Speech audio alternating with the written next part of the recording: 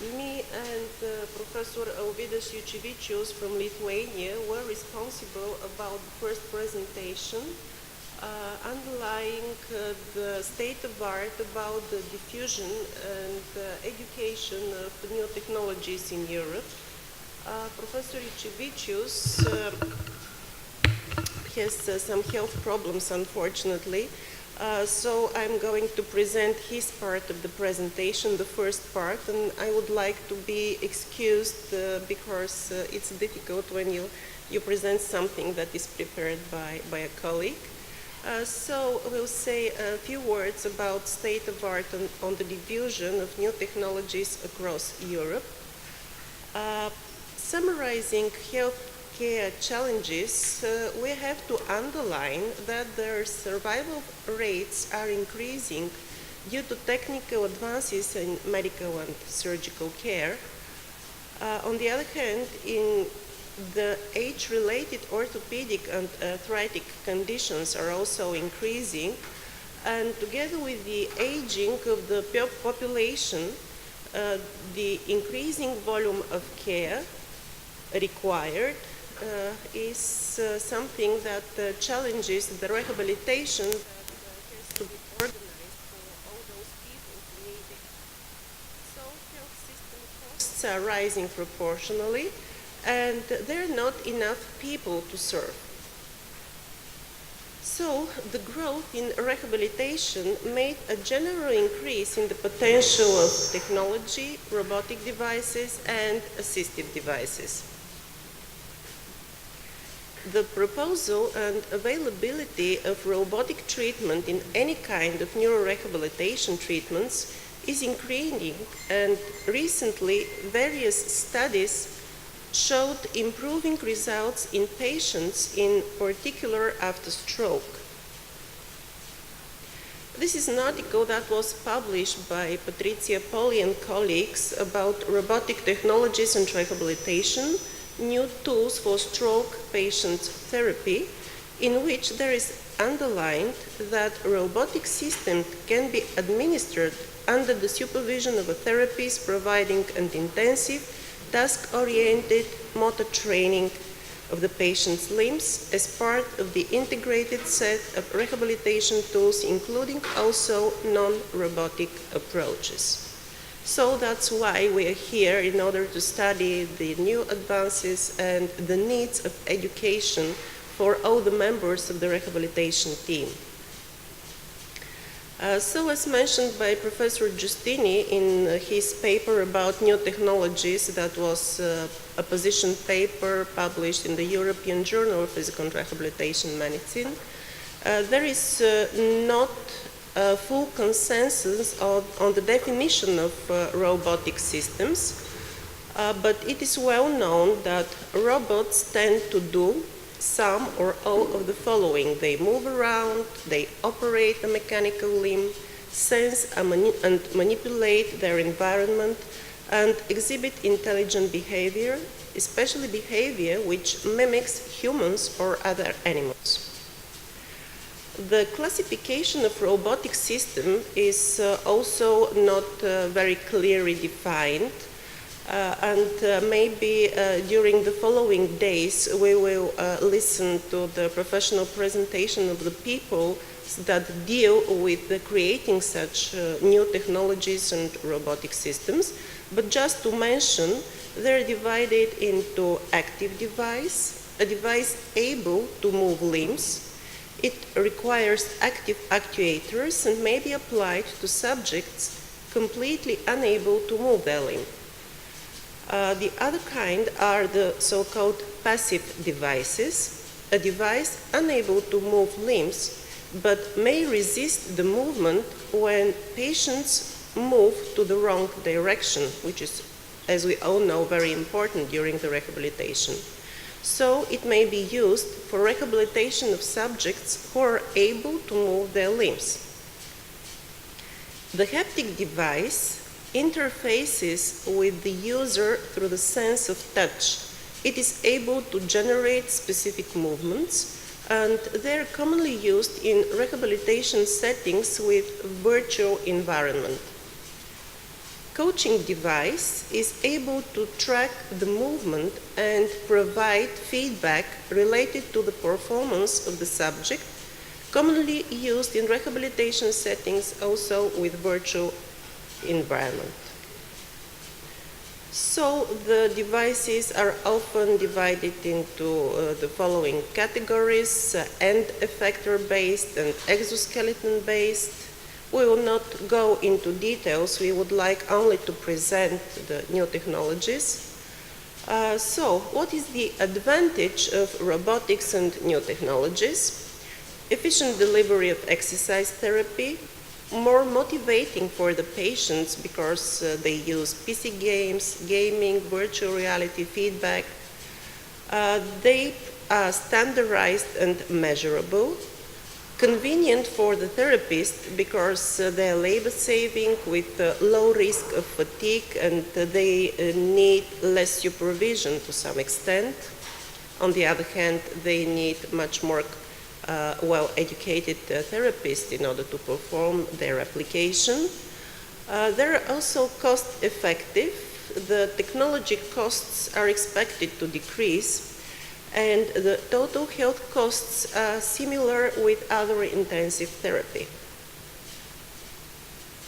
The robots can perform repeated treatment protocols without the need of continuous involvement of therapists, and can save therapists' efforts by helping with heavy, challenging, and repetitious movements.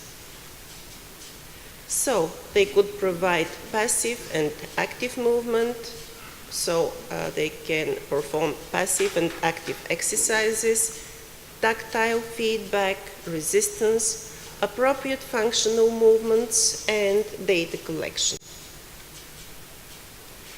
Limitations and differences due to equipment and education arise among rehabilitation centers that can or cannot equip themselves with this innovative machinery, and in this way this gives rise to doubts about disparities in treatment among the persons with disabilities and their productive use of treatments, as underlined by Professor Giustini and colleagues in his paper.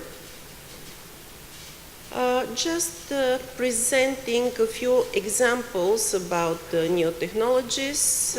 We know what is the importance of the functional recovery of upper limbs, especially after neurological disorders, after stroke, traumatic brain injuries, spinal cord injuries. We know that hand plays a critical role in upper limb function, and it was proved that active finger extension has been demonstrated to be a strong early predictor of short, medium, and long-term post-stroke upper limb recovery. So this is one example of a robotic device, Amadeo robotic system. Maybe some of you are familiar and work with it. The robot performs an intensive training with a high frequency of gripping movements combined with visual feedback, so the exercises may be accompanied by a goal-oriented rehabilitation games. Another example is Gloreja Symphonia workstation. During motor exercises, the patients could see the therapy on screen 3D animation, which motivates them. And the therapists can choose the most fitting modality of rehabilitation, either active assistive, or active, or bimanual, or passive. Hand of hope, the patient can self-initiate movement through their very weak voluntary EMG signals that indicate the intention to move. And after that, thanks to the device, the system filters and processes data to a motor on the brace to enable the performance of the desired motion. RehaDigit fills a gap in the rehabilitation of the upper extremity to the treatment of pelagic fingers. Each finger row can be repositioned and secured by turning a knob on the main X to fit the size and range of movement of each individual finger.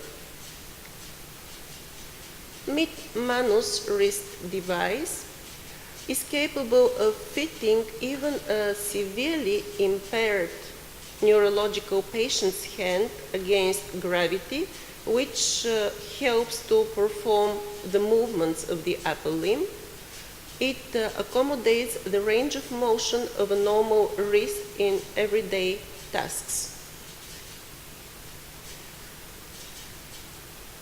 In-motion hand device provides assist as needed grasp and release training with flexible positioning. We know that especially the release phase is very difficult to be achieved with our patients with neurological disorders.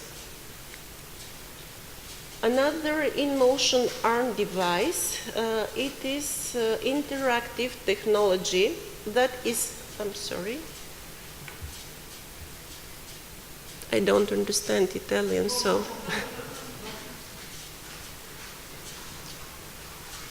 it's difficult to work with a computer that gives instructions in Italian.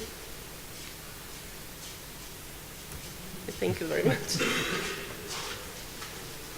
It is capable of continuously adapting to and challenging each patient's ability. B-Manu track device enables patients to perform all the movements of underarm, supination, pronation, exercises to train wrist flexion and extension.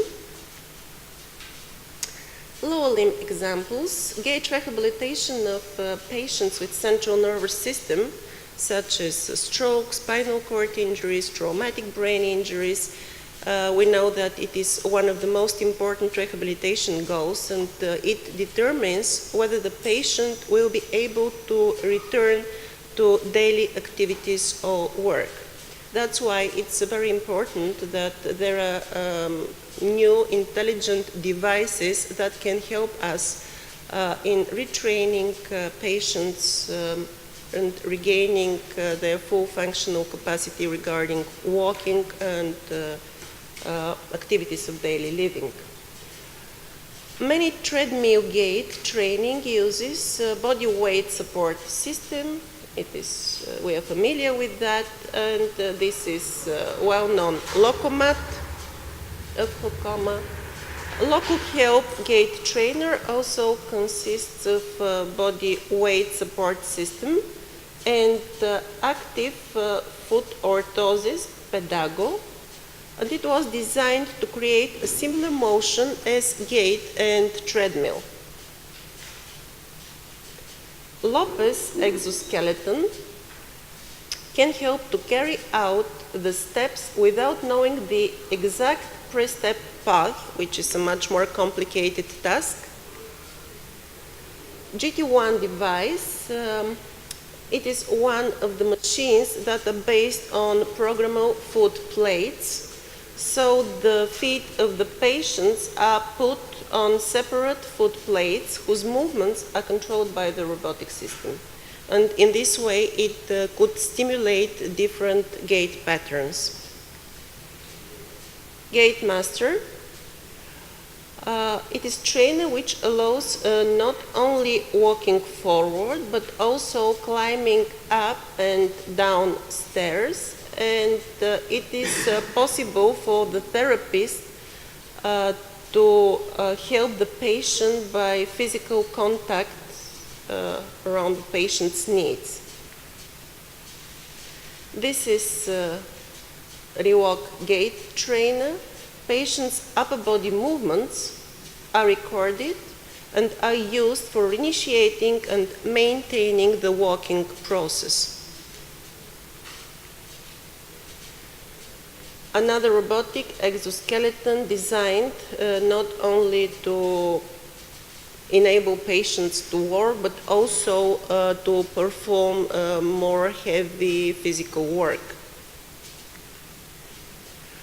Virtual reality is introduced in rehabilitation, and it is growing, in fact, this introduction, because it enables patients to perform also, to have feedback, to perform telerehabilitation, and to ensure, for example, telerehabilitation at home for people that are living, for example, in rural districts where the access to rehabilitation settings is much more complicated and difficult. In fact, we know that there are systems that enable also and helps patients with cognitive impairments, like the Smart Seawalker. Sensor systems and telerehabilitation, they create good opportunities for colleague consultation between clinicians, for monitoring health status, and they're beneficial for people in rural areas, for supervised training, telecare for different patients' diagnoses. They enable teletreatment, including telerehabilitation, and their current capabilities include physiological and biochemical sensing, as well as motion sensing, which is very important for rehabilitation, as we know. As I already mentioned, telerehabilitation system allows people to do physiotherapy at home. And now I will proceed to the second part of the presentation regarding the education that is needed for the members of the rehabilitation team, which are associated with the introduction of new technologies in rehabilitation. As I already mentioned, the interest of integrating new technologies, including robot-assisted therapy, non-actuator devices, sensor technology, virtual reality and telerehabilitation, and also brain stimulation techniques is increasing. And initially, they were applied mainly in neurorehabilitation, but nowadays they are applied more and more often in the rehabilitation of patients with musculoskeletal disorders as well. So the use of new technologies is one approach to solve individuals' activities of daily living problems in order to gain more independence and to control and improvement of the quality of life. And on the other hand, new technologies can be used as general tools to harness brain plasticity and promote functional recovery. So the interaction between new technologies and humans are still a key issue, and all aspects of this relation have to be better studied in order to understand the effective value of robotics to optimize treatments and to understand how to enhance the potential of these new technologies and their application in the rehabilitation, reducing at the same time the related problems.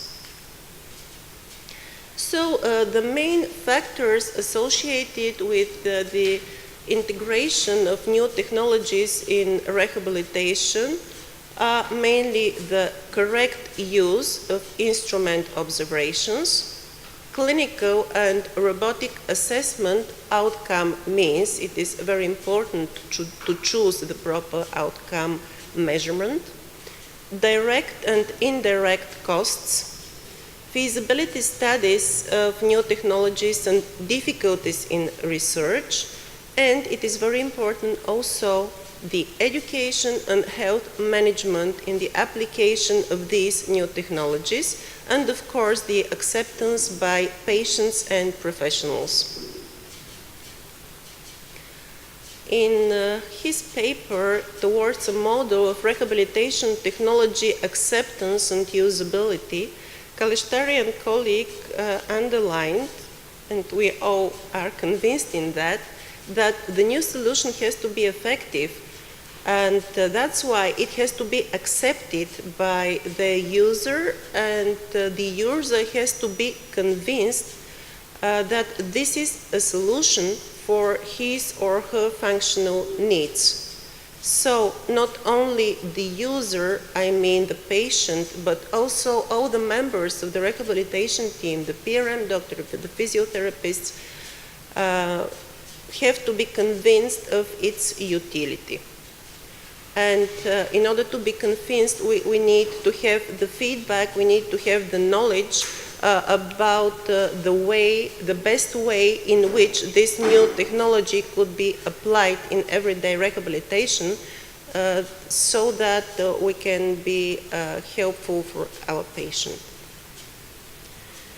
So, with robotic devices and new technologies moving from the research laboratories into rehabilitation centers worldwide, there is a need for guidelines. Guidelines to ensure proper education and training of the PRM specialists who prescribe them, on one hand, and also training and evaluation of therapists, physiotherapists, occupational therapists, on the safe and effective use of these devices. This was the correct, okay. So without proper training and knowledge on the safe and effective use of the device, safe behavior could be seriously compromised, and also the device cannot be used to its full potential and outcomes may be hindered. So the users of new technologies need to be properly trained. That's why all of us are here today, and I'm sure that during this robotic summer school we'll gain more theoretical knowledge and practical competencies about the application of new technologies. There is an objective need to modify the contents of training for rehabilitation team members in order to promote appropriate and widespread use of technological equipment, and also to improve the organization of the various activities at the different phases of rehabilitation of our patients, as underlined by Professor Giustini and colleagues in the paper that I already mentioned. So, as Professor Negrini wrote in his paper about education and continuous professional development of physical and rehabilitation medicine, education requires creating new interfaces between science, technology, society, environment, and ethics. And of course, regarding continuous professional development, it is a main task for all professionals, particularly in the medical field. And if there is not enough knowledge in some of the PRM fields, it is a very difficult task to perform rehabilitation process. Educational programs in physical and rehabilitation medicine, unfortunately, nowadays don't include enough subjects concerning the introduction of new technologies. In some other countries, PRM curriculum for undergraduate and postgraduate PRM students more and more include such subjects. So robotic treatment and assistive technologies should be implemented in the curriculum of medical students, PRM trainees, and of course in the continuous professional education of PRM specialists. For example, this is the curriculum of the PRM postgraduate students, which was elaborated with the active participation and under the guidance of Professor Maria Gabriela Ceravou as a part of the Education Committee of the International Society for Physical Rehabilitation Medicine. And here, under the Among the other PRM interventions, it is included studies of orthotics and prosthetics, locomotion aids and adaptive equipments, assistive technology, augmentative communication, neurodevelopmental approaches, and biofeedback techniques. So we see that we are improving in providing education for our PRM trainees and for the medical students.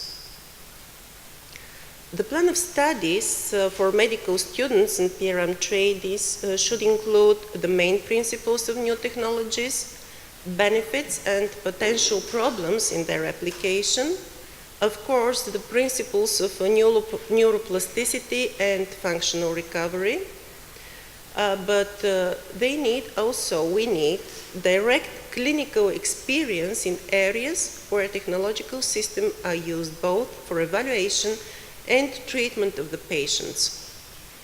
So the change for physical and rehabilitation medicine is mainly in research and defining new clinical paradigms, protocols, and guidelines. Therapists.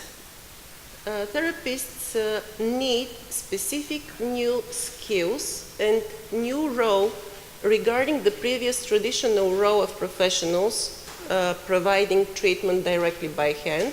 So they need more sophisticated programs for training to ensure application of robotic rehabilitation with maximizing effect and minimizing possible harm. They need new education of a quite different nature, new role in the global management of treatment programs, of course new responsibilities, and different cooperation inside of the rehabilitation team, but also with technicians and engineers that produce robotics and other new technologies. In a paper that was published in the Journal of Physical Therapy Education in 2012, Greenfield and colleagues made a review, and they found that a number of physical therapist educational programs are just beginning to integrate biotechnology perspectives, and others have already dedicated interprofessional courses in rehabilitation technology or assistive technology, or offer interdisciplinary courses co-taught by PT educators, rehabilitation engineers, or AT certified professionals. So what is the need? All the members of the rehabilitation team need to have theoretical knowledge and competencies and practical skills about the major categories of technologies, about the rehabilitation team approach and referral needs, moral and social aspect of new technologies, and only this morning we're going to listen to the lecture of Dr. Carlotta Kickings about the ethical problems of using new technologies, ethical, legal, and social implications of assistive technologies use and access, methods in which end users implement new technologies, technical approaches for breaking down access barriers, factors influencing the use of new technologies, basic principles, of course, of biomechanics, of physical human technology interfaces, and roles and professions within the team for new technologies. So we should include in the curriculum of PRM trainees, of physiotherapists, occupational therapists, and other members of the rehabilitation team subjects and topics devoted to the range of new technologies available for diagnosis and for treatment, the medical and rehabilitation treatment indications, indications and potential benefits, the research applications of virtual reality systems, robotic systems, and sensors, The technological resources available to individuals with stroke, spinal cord injury, brain injury, and their family members, the concepts of neuroplasticity of recovery and the implications for neurorehabilitation, new technologies available of upper and lower extremity impairment and techniques for their management, and also the importance of new technologies in the context of extending rehabilitation in the clinic and at home. We need also neuroeducation regarding the engineers and the technicians, emphasizing on the fact that new technologies should be individually planned, and we expect from them to receive advanced competencies in order to propose innovative ICT solutions. So they should be provided with competencies for design and development of innovative systems, orientation to rehabilitation technology, its terminology and standards, clinical practice, disabilities and their impact on assistive technology, evaluation criteria, and outcome measures. And as Professor Giustini mentioned, we are part of this European project. It is under Erasmus Plus, capacity building in higher education. And at this moment, we are creating programs, master programs for engineers in Uzbekistan on rehabilitation, on new rehabilitation technologies, emphasizing not only on robotic treatments, but also on the use of sensors and the possibilities of tele-rehabilitation. So the curriculum that we created include basic neuroscience and physiology, machine learning, sensor technologies, basic mechatronics, kinematic and ergonomic analysis, including motion capture platforms, assessment procedures and metrics, and of course the importance of interfacing of engineers with medical doctors, therapists, physiotherapists, and patients. I hope that during the next week, of course, we were not able to cover all the subject and the topics that I mentioned, but I think with this school we are moving into the right direction, and I would like to thank to you for your attention. It was a rather long lecture, but in fact there were two presentations.